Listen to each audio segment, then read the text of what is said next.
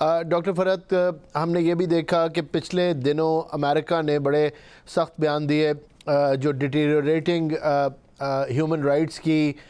Situation ہے ان افغانستان، اور ساتھ ان کی جو ہاسٹیج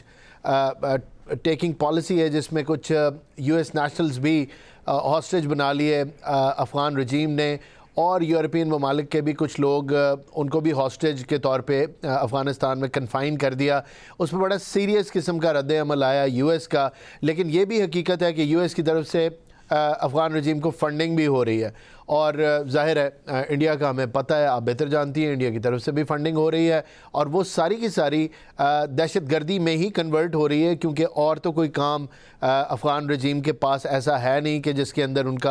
ان کی کوئی ایکسپرٹیز ہو۔ تو نارکو اینڈ ٹیرر جس کی طرف D G I S P R بارہا اشارہ کر چکے ہیں، وہی ان کا سارا معاملہ ہے۔ تو آپ کیسے دیکھتی ہیں یہ کتنا فرق پڑے گا اگر امریکہ افغانستان کو پریشرائز کرے، اور اس کے لیے ٹینجبل سٹیپ کیا ہوں گے؟ کیا ان کو وہ جو اسلحہ $7.2 بلین کا تھا وہ اس کی ریکوری میں کچھ کرنا چاہیے آپ کے مطابق، اور کیا فنڈنگ روکنی چاہیے یا خالی پریشر ہی دینا چاہیے تو اس سے ہی کام ہو جائے گا؟ تھینک یو، یہ بڑا کمپلیکس قسم کا سوال ہے۔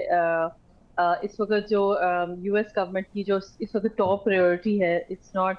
At the moment Kabul, it's also at the moment Tehran. اس کی جو انگیجمنٹ ہے، ان کا جو سارا توجہ ہے وہ اس وقت ایک مڈل ایسٹرن تھیٹر کی طرف ان کا سارا دباؤ ہے، اور کس طرح سے اس کو انگیج کریں گے، کیسے ریزولو کریں گے، اس طرف ان کا دھیان بہت زیادہ ہے۔ اس جی کی وجہ یہ ہے کہ ایک تو آف کورس جو اس وقت سچویشن چل رہی ہے، ٹینشن چل رہی ہے اسٹیٹ آف ہارموز میں، ان کے جو بیک چینل جو ڈپلومیسی چل رہی ہے، کانورسیشنز ان کی ہو رہی ہیں، اس کے اوپر ان کا دھیان بہت زیادہ، اور زیادہ سے اسٹیٹمنٹس جو بھی آ رہی ہیں وہ اس طرف ہے۔ جہاں تک افغانستان کا تعلق ہے، آف کورس اگر آپ اس کو جو یو ایس کی جو اسٹیٹ کی پالیسیز ہیں، جو ابھی کی سچویشن ہے، اس میں اگر آپ ان کو دیکھیں تو ہم نے یہ دیکھا ہے کہ جو اسلحہ آلریڈی وہ چھوڑ کے گئے تھے یہاں پر، اور جو ہیومن ریسورس کو جو افغان گورنمنٹ نے اس کو ایکوائر کیا، طالبان نے وہاں سے لے لیا، اپنے پاس رکھا، پھر اس کے علاوہ وہ ایسے تحریک طالبان اور دوسرے جو ٹیررسٹ گروپ ہیں ان کے پاس وہ چلا گیا اسلحہ، اور بہت سارا یوز بھی ہو رہا ہے ایسے موقعوں پر جہاں پر پاکستان کو یہ چیلنجز فیس کرنا پڑے ہیں۔ اور میں یہ سمجھتی ہوں کہ جب اوور آل ہم سچویشن کو دیکھتے ہیں تو انگیجمنٹ ایک کہہ لیجئے کہ طالبان کی جو افغان گورنمنٹ ہے، جو افغان طالبان کی گورنمنٹ ہے، یورپین ممالک نے اور بہت سارے جو ریجنل ممالک ہیں، انہوں نے ایک کہہ لیں ان سیڈ ان آفیشیل طور پر ان کو ایک ریکگنیشن کہہ لیں یا ان کے ساتھ انگیجمنٹ کہہ لیں، ایک لیول پر بڑھائی ہے۔ فار ایگزامپل چائنا کی اس وقت جو امبیسڈریل پوزیشن ہے ان افغانستان، اینڈ دین ان کا جو ریپرزینٹیٹو ہے وہاں بیجنگ میں، they are there. Then Russia نے آف کورس ایک اوپن اسٹیٹمنٹ ہے کہ they are recognise. Central Asian republics کے ساتھ بھی اگر آپ دیکھیں، ان کی کانسٹنٹ لیگل انگیجمنٹ کے علاوہ ٹریڈ کے ان کو وداؤٹ اینی چیلنج ان کو افغانستان کی ضرورت ہے for their trade reaching out to the different regions across the world. Of course Pakistan کے، لیکن پاکستان بھی اگین جو اگر وہ اپنے ٹریڈ کرتے بھی ہیں تو تھرو افغانستان ان کو کرنا پڑتا ہے۔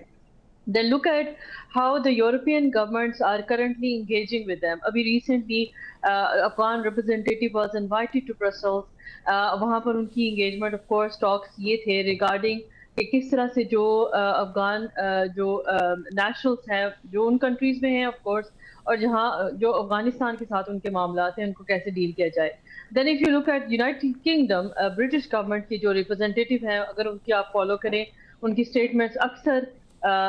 ریگارڈ کرتی ہیں، اور ان کی ٹریول بھی ہے کابل میں، اور وہ اسپیشل ریپرزینٹیٹیوز ہیں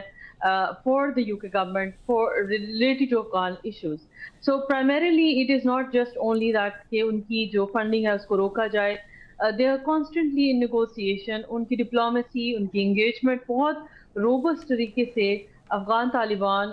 جو اس وقت کابل میں موجود ہیں، جو لیڈرز ہیں ان کے، they're جی robustly making efforts کہ وہ انگیج کریں ان کنٹریز کو، ان ریجنز کو،